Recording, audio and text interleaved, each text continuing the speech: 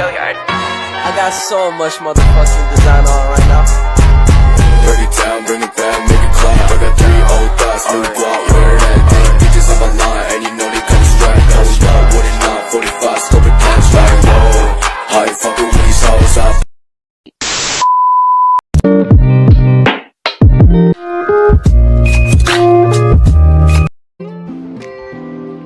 Bismillahirrahmanirrahim. Assalamualaikum warahmatullahi wabarakatuh.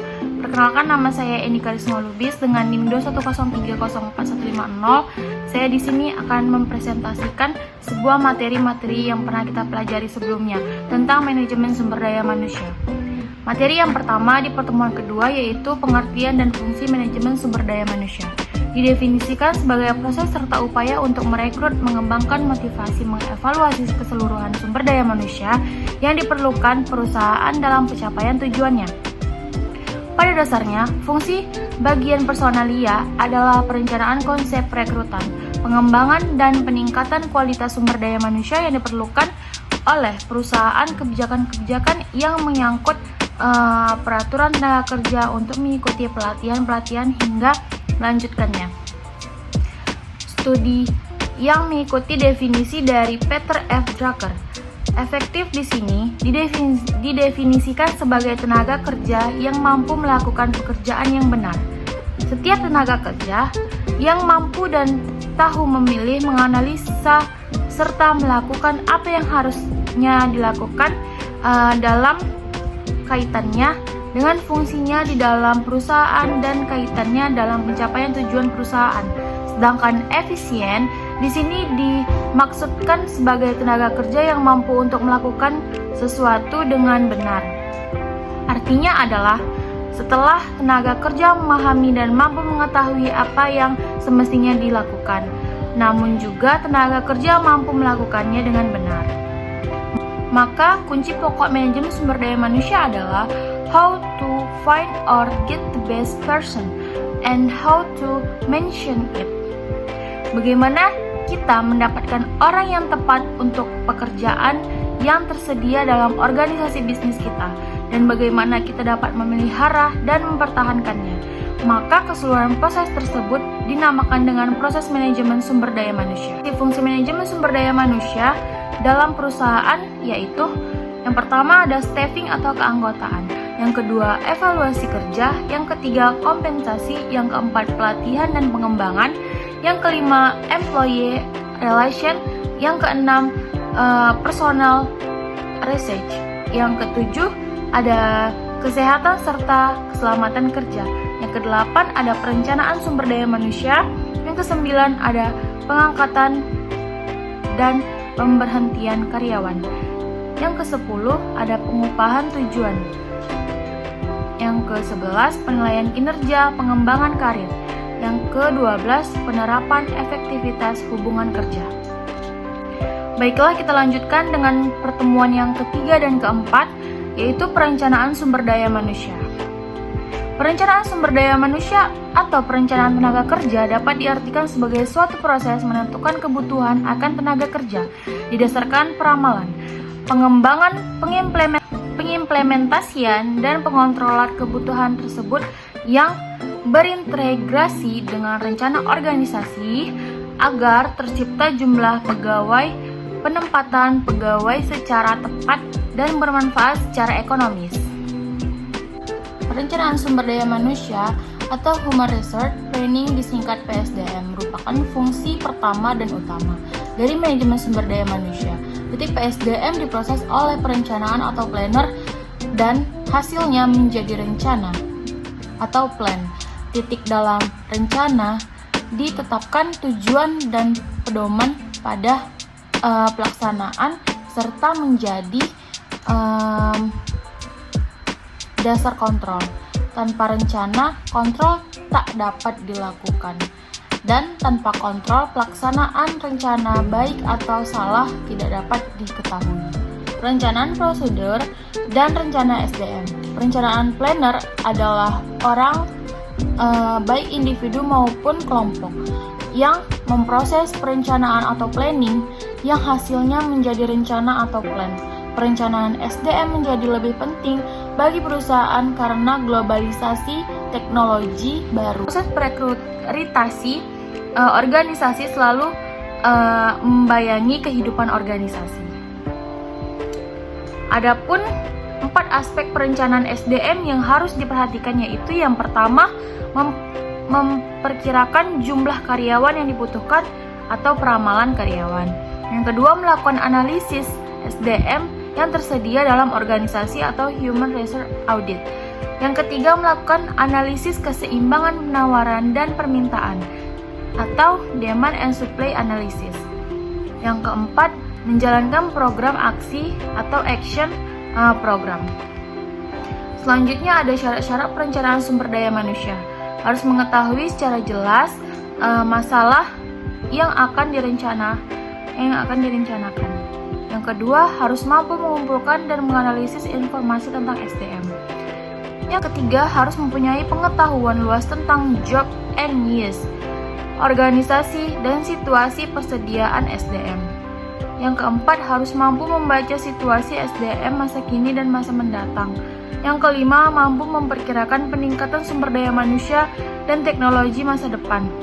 Yang keenam, ada pengetahuan secara luas beraturan dan kebijaksanaan perburuan pemerintah. Baiklah, materi yang ketiga ada di pertemuan kelima tentang rekrutmen. Rekrutmen merupakan proses komunikasi dua arah pelamar menghendaki informasi yang akurat mengenai seperti apakah rasanya bekerja di dalam organisasi bersangkutan. Sedangkan Schermerhorn pada tahun 1997 mendefinisikan bahwa rekrutmen adalah proses penarikan sekelompok kandidat untuk mengisi posisi lowongan. Sumber internal dan metode rekrutmen dengan sumber internal. Yang pertama ada promosi, yang kedua ada transfer atau rotasi, yang ketiga ada pengkaryaan, yang keempat ada kelompok kerja sementara. Di samping itu terdapat pula kegiatan dalam bentuk memindahkan pekerjaan dari satu jabatan ke jabatan yang lain yang sama jenjangnya, dengan kata lain promosi bersifat vertikal, sedang memindah bersifat horizontal. Yang pertama ada rencana seleksi, yang kedua ada penawaran terbuka untuk suatu jabatan, yang ketiga ada perbatuan pekerja, yang keempat ada penggunaan daftar keterampilan. Selanjutnya sumber eksternal dan metode perekrutan dengan sumber eksternal. Selanjutnya ada sumber eksternal dan metode rekrutmen dengan sumber eksternal. Yang pertama ada lembaga pendidikan, yang kedua ada teman atau anggota keluarga, yang ketiga ada lamaran terdahulu yang masuk. Yang keempat ada agen tenaga kerja, yang kelima ada karyawan perusahaan lain, yang keenam ada asosiasi profesi. Metode rekrutmen karyawan dengan sumber dari luar perusahaan dapat dilakukan melalui iklan di media massa, contohnya seperti TV, radio, koran, dan internet. Akuisisi dan merger, open house, dan menyewakan konsultan perekrutan. Kelas selanjutnya di materi ke pertemuan yang ke-6 tentang seleksi. Definisi seleksi adalah pengertian seleksi tentang tenaga kerja adalah serangkaian langkah-langkah kegiatan yang dilaksanakan untuk memutuskan apakah seseorang pelamar diterima atau ditolak. Pentingnya seleksi, yang pertama, prestasi perusahaan sebagian selalu bergantung pada bawahan. Yang kedua, merekrut dan mempekerjakan karyawan adalah mahal. Yang ketiga, ada dampak hukum dari mempekerjakan orang yang tidak kompeten. Tujuan seleksi adalah untuk mencocokkan orang dengan pekerjaan secara benar jika individu atau karena beberapa sebab tidak sesuai dengan pekerjaannya, maupun organisasi dia kemungkinan angkat kaki dari perusahaan atau organisasi tersebut. Dan seleksi tersebut memiliki tujuan sebagai berikut. Yang pertama, karyawan yang memiliki potensi. Yang kedua, karyawan yang disiplin dan jujur. Yang ketiga, karyawan yang terampil. Yang keempat, karyawan yang kreatif dan dinamis. Yang kelima, ada karyawan yang loyal. Yang keenam, mengurangi turnover karyawan. Di dalam menyusun sebuah deskripsi jabatan, maka ada 3 konsep dasar yang dijadikan pertimbangan, yaitu yang pertama, deskripsi jabatan adalah suatu dokumen singkat dari informasi faktual. Dalam deskripsi jabatan akan teruraikan garis-garis besar lingkup jabatan. Yang ketiga ada deskripsi jabatan selalu mendasarkan pada hakikat pekerjaan daripada individu yang melaksanakan. Yang keempat, ada deskripsi jabatan juga melakukan berbicara mengenai informasi yang selektif.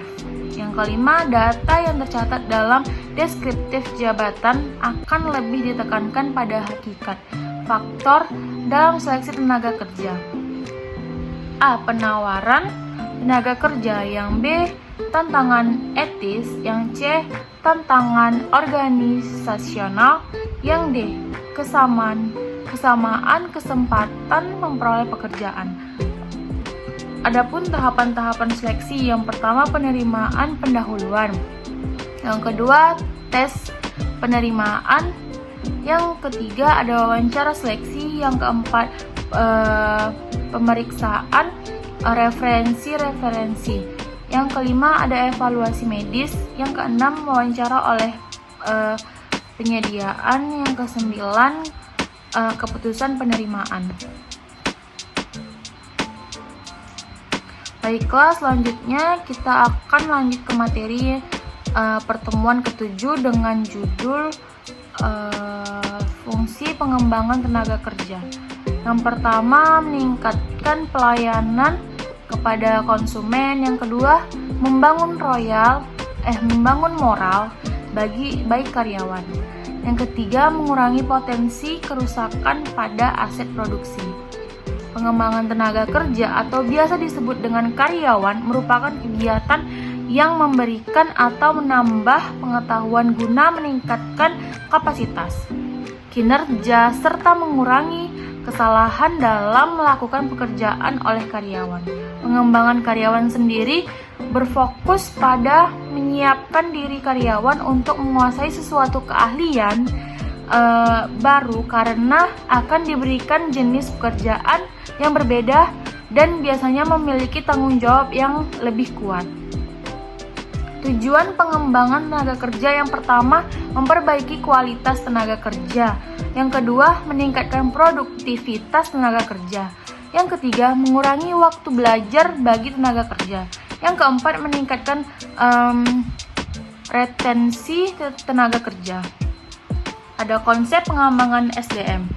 Pengembangan SDM bertujuan untuk menemukan dan mengeluarkan potensi yang ada pada diri karyawan yang mungkin selama ini masih terpendam untuk tujuan pengembangan personal dan perusahaan. Baik, selanjutnya ada manfaat pengembangan SDM di lingkungan perusahaan. Yang pertama, membuat karyawan lebih kompeten karena pengembangan kemampuan, pengetahuan, dan sikap yang baru. Yang kedua, membuat karyawan menjadi lebih komitmen pada pekerjaan dan perusahaan. Yang ketiga, menciptakan rasa saling percaya dan menghormati antara stakeholder. Yang